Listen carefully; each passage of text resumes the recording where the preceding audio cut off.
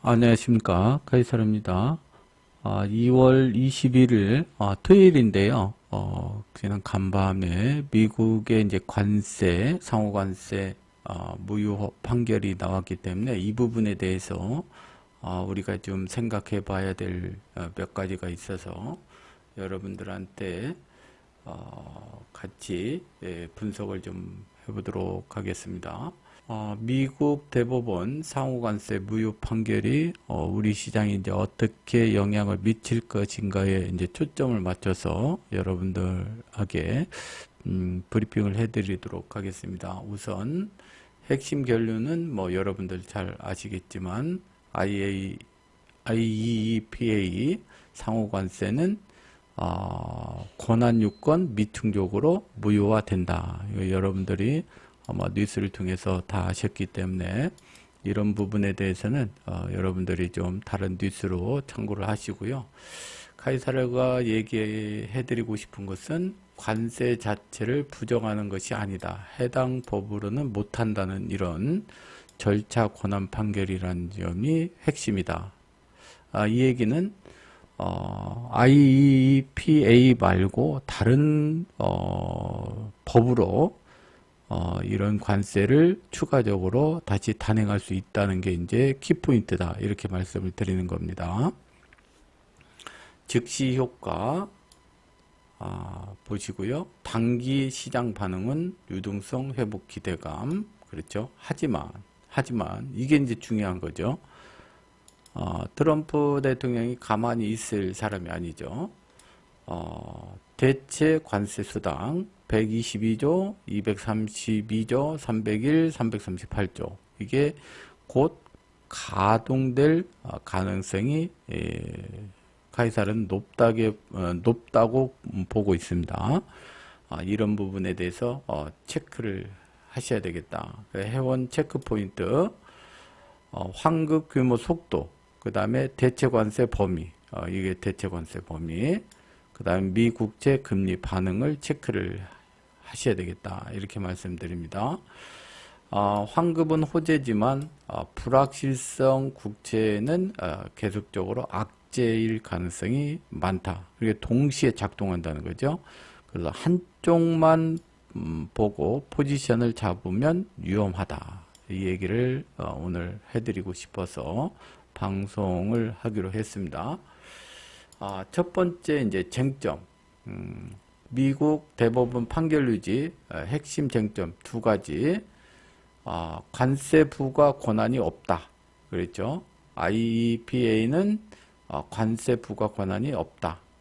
그리고 이게 이제 권한 부재죠. 두 번째, 비상경제 사태 요건 충족이 불명확하다. 요건 부재에서 무효화된 겁니다.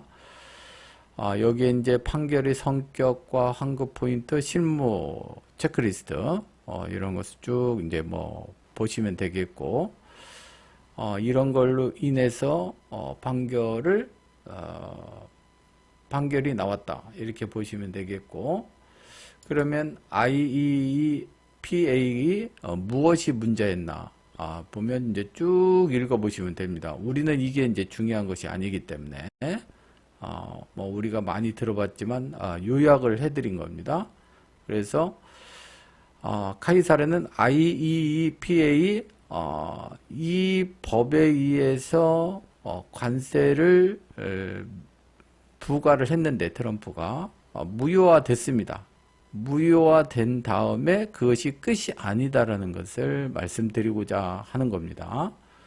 그렇죠? 채채 카드 이게 이제 문제가 되는 거예요. 대체 카드 무역법 122조 그렇죠. 이 조항으로 부과를 할 수 있다. 그 트럼프 대통령 기자회견에서도 나왔죠. 10% 부과를 하겠다. 최대 이제 15%까지인데, 근데 이게 이제 조금 트럼프 입장에서는 아픈 것은 최장 150일밖에 부과를 못 한다는 거죠.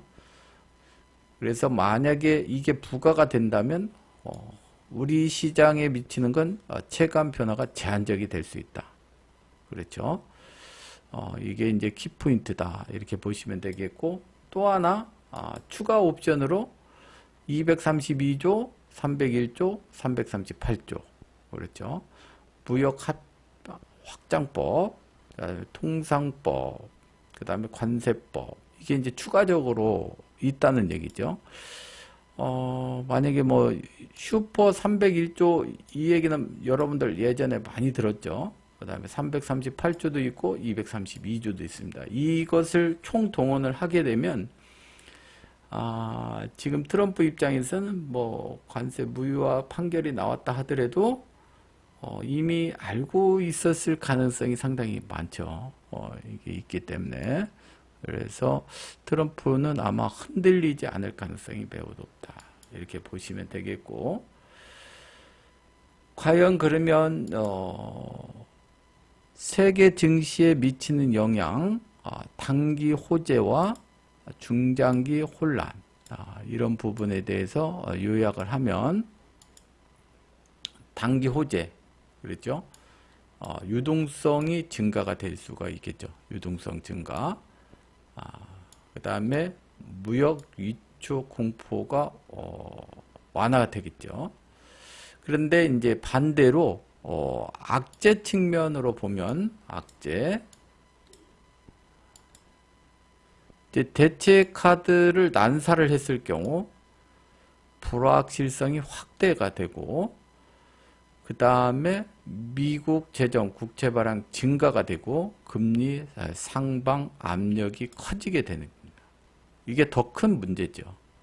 하나는 해결이 됐는데 또 하나의 카드, 여러 개의 카드에 의해서 이 불확실성 확대가 돼버리면 우리 증시에는 중장기적으로는 악재적 요소가 될 수가 있다. 이렇게 보시면 됩니다. 그래서 투자 관점 요약은 유동성은 플러스가 되는데 금리 불확실성에 의해서 마이너스. 그래서 호재와 악재가 혼돈하는 그런 시장이 될 가능성이 크다. 그래서 토요일과 일요일 이틀간에 아마 여러 가지 고민을 아마 많이 할 거고, 아마 다른 전문가라든지 증시 전문가, 그 다음에 뭐 통상 전문가들이 나와서 많은 얘기를 할 겁니다. 그 얘기를 듣고 카이사르 생각은 이게 중립이다. 호황제가 겹치는 그런 지금 증시에 미치는 영향은 중립성에 가깝다. 이렇게 판단을 하는 겁니다.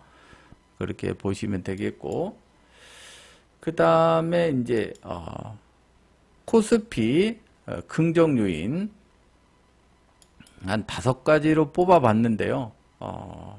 첫 번째는 이제 긍정적인 요인은 수출 심리 개선이 되겠죠. 우리는 수출로 먹고 사는 나라이기 때문에 이런 부분은 상당히 긍정적.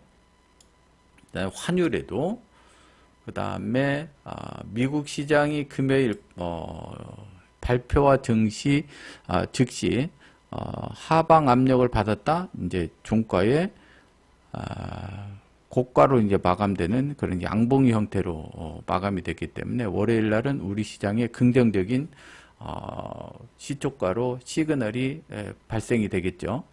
야간 시장에서 지금 선물이 한 17포인트 정도 올랐기 때문에 코스피 지수는 뭐 한 120포인트 정도 내외, 그렇게 되면 5,900선을 넘긴다는 얘기죠. 이런 긍정적인 효과가 나오는데, 여기서 이제 추가 상승을 할 수 있느냐가 이제 키포인트가 되겠죠. 이런 부분에 있어서는 카이사르 오늘 다시 분석을 해서 내일 시황으로 다시 전달을 해드리도록 하겠습니다. 세세하게 옵션 부분과 우리가 대응할 수 있는 구간, 기술적인 부분 가미해서 여러분들한테 추가적으로 전달을 해드리도록 하겠습니다. 그 다음에 공급망 비용이 완화가 되겠죠. 관세, 네, 정책 기대. 이런 5가지 그 모멘텀으로 이제 긍정적 시그널이 있는데, 그렇게 되면 또 부정적인 요소도 있을 수가 있지 않습니까? 부정적인 요인. 부정적인 요인은 앞에서도 얘기했듯이 대체 관세 대점화, 그렇죠? 그 다음에 전부 투자 협정 불확실성. 이 부분이 지금 이제 문제가 돼요. 지난번에 이제 상호 관세, 그렇죠? 15%로 낮춰주면서 우리가 3,500억 불 투자를 하기로 했었지 않습니까? 이 부분은 이제 어떻게 적용을 할 거냐, 계속 지속할 것이냐, 말 것이냐, 이런 부분에 대해서 이제 미국 정부와 한국 정부 고민이 이제 시작이 되겠죠. 그 다음에 관세가 누리 아니라 충격이 되면 무역량이 감소가 되겠죠. 또 다른 악재로 둔갑할 수가 있다, 이렇게 보시면 됩니다. 그래서 여러분들이 증시가 금요일 날 올랐다고 해서 이게 엄청난 호재로만 생각해서는 안 된다. 여러 가지 고민을 해봐야 되겠다, 이렇게 말씀을 드립니다. 그리고 제가 지금 마지막에 체크리스트, 그래서 앞으로 다시 가서 말씀드리면 회원 여러분들은 이게 금요일날 증시가 폭등을 했다고 해서 엄청난 호재로만 생각하면 안 돼요. 주말에 트럼프 대통령이 뭐 추가적인 발언이 나올 수도 있고요. 나오지 않는다 하더라도 호재와 악재가 상존할 수 있다, 이렇게 생각을 하고 시장 방향에 대해서 포지션 관리를 잘 하셔야 되겠다, 이렇게 말씀을 드립니다.